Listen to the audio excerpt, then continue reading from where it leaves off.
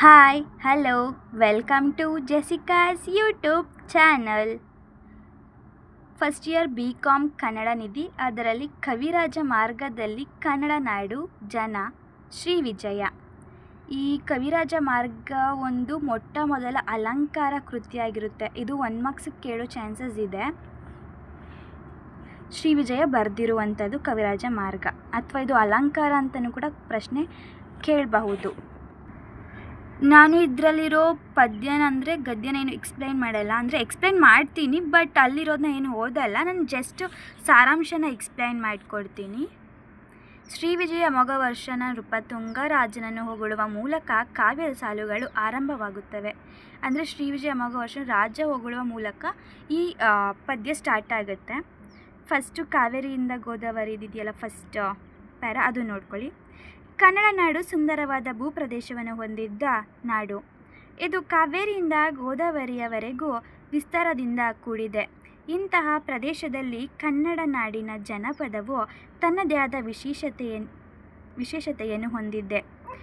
ವಸುದೆಯ ಒಳಗಿನ ಒಂದು ಕಿರಣ ಬಿಂದುವಾಗಿದ್ದು, ತನ್ನೊಳಗೆ ಆ ವಸುದೆಯನ್ನೇ ಅಡಗಿಸಿಕೊಂಡಿರುವ ಕನ್ನಡದ ಇಂಥ ಪ್ರತಿಮೆಯನ್ನು ಕವಿರಾಜ ಮಾರ್ಗವು ಕಂಡಿರಿಸಿಟ್ಟಿದೆ. ಭೌಗೋಳಿಕವಾಗಿ ಇರುವ ಕನ್ನಡವು ವಸುಧಾಲಯವನ್ನು ತನ್ನಲ್ಲಿ ವಿಲೀನಗೊಳಿಸಿಕೊಂಡಿರುವ ಪರಿಯನ್ನು ಕವಿರಾಜ ಮಾರ್ಗದಲ್ಲಿ ಬಣ್ಣಿಸಿದೆ. ಈ ಪ್ಯಾರದಲ್ಲಿ ಕನ್ನಡದ ಬಗ್ಗೆ ಹೇಳ್ತಿದ್ದಾರೆ. ಕನ್ನಡ ಎಲ್ಲಿಂದ ಎಲ್ಲಿವರೆಗೂ ಹಬ್ಬಿದೆ ಅಂತ, ಅಂದರೆ ಕಾವೇರಿಯಿಂದ ಗೋದಾವರಿವರೆಗೂ ಹಬ್ಬಿದೆ. ಈ ಕನ್ನಡ ನಾಡು ಅನ್ನೋದು ಒಂದು ಭೂಪ್ರದೇಶ ಹೊಂದಿದ ನಾಡಾಗಿರುತ್ತೆ.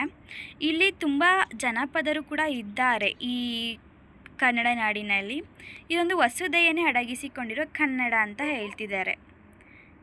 ಅಂದರೆ ನೀವು ಓನಾಗಿ ಬರಿಬೇಕು ಅಂತಂದರೆ ಕನ್ನಡ ನಾಡಿನಲ್ಲಿ ತುಂಬ ರೀತಿಯ ಈ ಕಡೆ ಬಾದಾಮಿ ಸೈಡೆಲ್ಲ ಹೋದರೆ ನಮಗೆ ಹಳೆ ಕಾಲದ್ದು ಪಟ್ಟದಕಲ್ಲು, ಬಾದಾಮಿ, ಐಹೊಳೆ ಆ ಥರ ಪ್ಲೇಸ್ಗಳು ನೋಡಿದಾಗ ಅದು ಅಟ್ರಾಕ್ಟಿವ್ ಆಗಿರುತ್ತಲ್ಲ, ಆ ಥರ ವಿಶೇಷತೆಯನ್ನು ಕೂಡ ಹೊಂದಿದೆ ನಮ್ಮ ಕನ್ನಡ ನಾಡು ಅಂತ ಹೇಳ್ತಿದ್ದಾರೆ. ಎರಡನೇ ಗದ್ಯ ನೋಡ್ಕೊಳ್ಳಿ, ಅಂದರೆ ಎರಡನೇ ಪ್ಯಾರ. ಇಂತಹ ಕನ್ನಡ ನಾಡಿನಲ್ಲಿ ಕಿಸುವೊಳಲು, ಕೊಪ್ಪಣ, ಪುಲಿಗೆರೆ, ಒಕ್ಕಂದ ಇವುಗಳ ನಡುವೆ ಇರುವ ನಾಡೆ ತಿರುಳ್ಗನ್ನಡ ಮಾತನಾಡುವ ಸ್ಥಳವಾಗಿದೆ. ಜಿಲ್ಲೆಯ ಒಕ್ಕುಂದ ಇವುಗಳು ಅಚ್ಚಗನ್ನಡ ಮಾತನಾಡುವ ಪ್ರದೇಶಗಳಿಗಿವೆ ಎಂದು ಕವಿರಾಜ ಮಾರ್ಗಕರ ಹೇಳುತ್ತಾನೆ. ಅಂದರೆ ಕಿಸುವಳಲು ಅಂದರೆ ವಿಜಯಪುರದಲ್ಲಿರೋ ಈಗಿನ ಪಟ್ಟದಕಲ್ಲು ಅಂತ ಹೇಳ್ತಾರೆ. ಕೊಪ್ಪಳ ಅಂದರೆ ಕೊಪ್ಪಳ, ಪುಲಿಗಿರಿ ಅಂದರೆ ಧಾರವಾಡದಲ್ಲಿರೋ ಈಗಿನ ಲಕ್ಷ್ಮೀಶ್ವರ ಅಂತ, ಒಕ್ಕುಂದ ಅಂದರೆ ಬೆಳಗಾವಿ.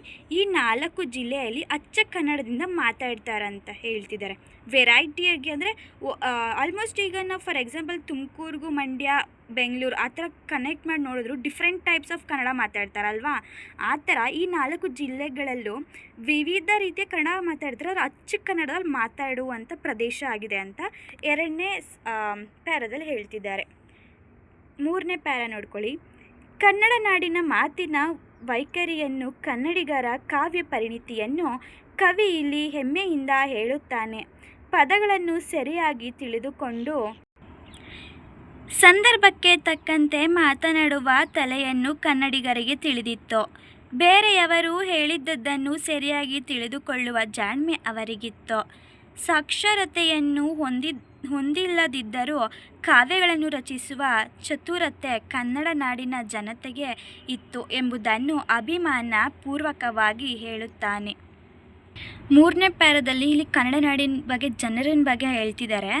ಅಲ್ಲಿರುವಂಥ ಕನ್ನಡ ನಾಡಿನಲ್ಲಿರುವಂತಹ ಜನರು ಪದಗಳನ್ನು ಅರ್ಥ ಮಾಡಿಕೊಂಡು ಸಂದರ್ಭಕ್ಕೆ ತಕ್ಕಂತೆ ಮಾತನಾಡ್ತಾರೆ. ಅಂದರೆ ಈಗ ಇಬ್ಬರು ಮಾತಾಡ್ತಿದ್ರೆ ಅವ್ರು ಮೂಗು ತೋರಿಸ್ಕೊಂಡು ಹೋಗಿ ಮಾತಾಡಲ್ಲ. ಅವರು ಏನಾಯಿತು ಪ್ರಾಬ್ಲಮ್ ಫಸ್ಟ್ ಅದನ್ನು ಕೇಳ್ತಾರೆ, ಅದಾದಮೇಲೆ ಅವರು ಮಾತಾಡ್ತಾರೆ. ಅವ್ರು ಜಾಣ್ಮೆಯಿಂದ ನಡೆದುಕೊಳ್ತಾರೆ ಅಂತ ಹೇಳ್ತಿದ್ದಾರೆ. ಹಾಗೆ ಅವರು ಕಾವ್ಯಗಳನ್ನು ಕೂಡ ರಚಿಸ್ತಾರೆ ಅಂತ ಹೇಳ್ತಿದ್ದಾರೆ ಕನ್ನಡ ನಾಡಿನ ಜನತೆ. ಇಲ್ಲಿ ಅಭಿಮಾನ ತೋರ್ತಾರೆ ಕನ್ನಡ ಜನತೆಯವರು. ಲಾಸ್ಟ್ ಪ್ಯಾರ ನೋಡ್ಕೊಳ್ಳಿ. ಕನ್ನಡ ಜನರು ಕುರಿತು ಓದಿದವರ ಜೊತೆಗೆ ಓದದೇ ಇರುವವರು ಕೂಡ ತಮ್ಮ ತಮ್ಮ ವಿಚಾರಗಳನ್ನು ತುಂಬ ಚೆನ್ನಾಗಿ ಮಾತನಾಡುತ್ತಿದ್ದರು. ಚಿಕ್ಕ ಮಕ್ಕಳು ಸಹ ಮೂಕರಾಗಿದ್ದವರು ಸಹ ಅರ್ಥ ಮಾಡಿಕೊಳ್ಳುವಂತೆ ವಿವೇಕವಾದ ಮಾತುಗಳನ್ನು ಹೇಳುತ್ತಿದ್ದರು. ಈ ಪ್ಯಾರ ತುಂಬ ಈಸಿ ಇದೆ. ಈಗ ಓದೋಕ್ಕೆ ಬರೋರು ಅಷ್ಟೇ, ಎಜುಕೇಟೆಡ್ ಪೀಪಲು ಅಷ್ಟೇ, ಅನ್ಎಜುಕೇಟೆಡ್ ಪೀಪಲು ಅಷ್ಟೇ, ಅವರು ಕವಿ ಅಂದರೆ ಏನು ಕಾವ್ಯಗಳನ್ನು ರಚಿಸ್ತಿದ್ರಂತೆ. ಈ ಪ್ಯಾರದಲ್ಲಿ ಅಷ್ಟೇ ಇರೋದು. ಅಂದರೆ ಅವ್ರು ಬರೆಯೋದು ಮೂಕರು ಅಂದರೆ ಈ ಮಾತಾಡೋಕ್ಕೆ ಕಿವಿ ಕೇಳಿಸೋರ್ಗೆ ಕೂಡ ಅರ್ಥ ಆಗ್ತಿತ್ತು ಅಂತ ಹೇಳ್ತಾರೆ. ಚಿಕ್ಕ ಮಕ್ಕಳು ಕೂಡ ಅರ್ಥ ಆಗ್ತಿತ್ತು, ಅಷ್ಟು ಸುಲಭವಾಗಿ ಚೆನ್ನಾಗಿ ಬರಿತಿದ್ರಂತೆ. ಇದು ನಮ್ಮ ಕನ್ನಡ ನಾಡಿನ ಬಗ್ಗೆ ಇರುವಂಥದ್ದು. ನೀವು ಇಲ್ಲಿರೋದನ್ನೇ ಬರೆಯೋಕ್ಕಾಗಿಲ್ಲ ಅಂದರೆ ಈಸಿನೇ ಇದೆ, ಬರೆಯೋಕ್ಕಾಗಲ್ಲ ಅಂತ ಹೇಳೋಕ್ಕಾಗಲ್ಲ. ಈಸಿ ಅಂದರೆ ಒಂದ್ಸಲ ನಾನು ಓನಾಗೆಲ್ಲ ಹೇಳ್ತೀನಿ ನೋಡಿ. ಕವಿರಾಜ ಮಾರ್ಗದಲ್ಲಿ ಕನ್ನಡ ಜನ ಅಂತ. ಈಗ ಕನ್ನಡ ಕಾವೇರಿಯಿಂದ ಗೋದಾವರಿವರೆಗೂ ಹಬ್ಬಿದೆ. ನಮ್ಮ ಕನ್ನಡ ನಾಡಿನಲ್ಲಿ ತುಂಬ ಪ್ರದೇಶಗಳು ಕೂಡ ಒಳಗೊಂಡಿರುತ್ತದೆ. ಭೂಪ್ರದೇಶ ಅಂತ ಕರೀತಾರೆ. ಇದರಲ್ಲಿ ಅನೇಕ ಕಲ್ಚರ್ಸ್ಗಳನ್ನು ಹೊಂದಿರುತ್ತದೆ ಅಂತ ಬರಿಬೋದು. ಮತ್ತು ಎರಡನೇ ಪ್ಯಾರ ಅಂತ ಬಂದಾಗ 4 ಜಿಲ್ಲೆಯ ಹೆಸರು ಹೇಳ್ತಾರೆ. ಒಂದು ಪಟ್ಟದಕಲ್ಲು, ಕೊಪ್ಪಳ, ಬೆಳಗಾವಿ, ಲಕ್ಷ್ಮೀಶ್ವರ ಅಂತ. ಆ 4 ಜಿಲ್ಲೆಯಲ್ಲಿ ಅಚ್ಚ ಕನ್ನಡದಿಂದ ಮಾತಾಡ್ತಾರೆ. 3ನೇ ಸಾಲಿನಲ್ಲಿ ಹೇಳಿರುವಂಥದ್ದು ಕನ್ನಡ ಜನರು ಜಾಣ್ಮೆಯಿಂದ ಮಾತಾಡ್ತಾರೆ. ಸಂದರ್ಭಕ್ಕೆ ತಕ್ಕಂತೆ ಅವ್ರು ಏನು ಮಾತಾಡಬೇಕು ಅದನ್ನು ಮಾತ್ರ ಮಾತಾಡ್ತಾರೆ, ಎಕ್ಸ್ಟ್ರಾ ಮಾತಾಡಲ್ಲ. ಅವ್ರು ಏನು ಮಾತಾಡಿರ್ತಾರೋ ಅದನ್ನು ನೆರವೇರಿಸ್ತಾರೆ. ಮಾತು ಹೇಗೆ ಕೊಡ್ತಾರೋ ಅದೇ ರೀತಿ ಮಾಡ್ತಾರೆ. ಮಾತೊಂದು ಕೊಟ್ಟು ಆ್ಯಕ್ಷನ್ನೇ ಬೇರೆ ಥರ ಇರಲ್ಲ. ಇನ್ನೊಂದು ಓದೋರು ಅಷ್ಟೇ, ಓದಿಲ್ದಿರೋ ಅಷ್ಟೇ ಕಾವ್ಯಗಳು ರಚಿಸ್ತಾರೆ. ಅದು ತುಂಬ ಸುಲಭವಾಗಿರುತ್ತೆ, ಅರ್ಥವಾಗುವಷ್ಟು ಅಷ್ಟು ಸುಲಭವಾಗಿರುತ್ತೆ. ಮೂಕರಿಗೂ ಚಿಕ್ಕ ಮಕ್ಕಳಿಗೂ ಕೂಡ ಅರ್ಥ ಆಗುತ್ತೆ ಅಂದರೆ ಅಲ್ಲೇ ಅಂದ್ಕೊಳ್ಳಿ ಎಷ್ಟು ಸುಲಭವಾಗಿ ಬರೆದಿರ್ತಾರೆ ಅಂತ. ಇಷ್ಟೇ ನೀವು ಬರೆದ್ರೆ 5 ಮಾರ್ಕ್ಸ್ ಕೇಳಿದ್ರೆ ಇಷ್ಟು ಬರೀಬೋದು. ನಿಮ್ಗೆ ಇನ್ನೂ ಲೆಂತಿ ಬೇಕಂದರೆ ನೀವು ಕರ್ನಾಟಕದ ಬಗ್ಗೆ ಇನ್ನೂ ಸ್ವಲ್ಪ ನೀವು ಸೇರಿಸ್ಕೊಂಡು ಬರೆದ್ರೆ ನಿಮಗೆ ಇನ್ನೂ ಸ್ವಲ್ಪ ಸ್ಕೋರ್ ಮಾಡೋ ಚಾನ್ಸಸ್ ಸಿಗುವಂಥದ್ದು. Thank you for watching. Please share, subscribe and like.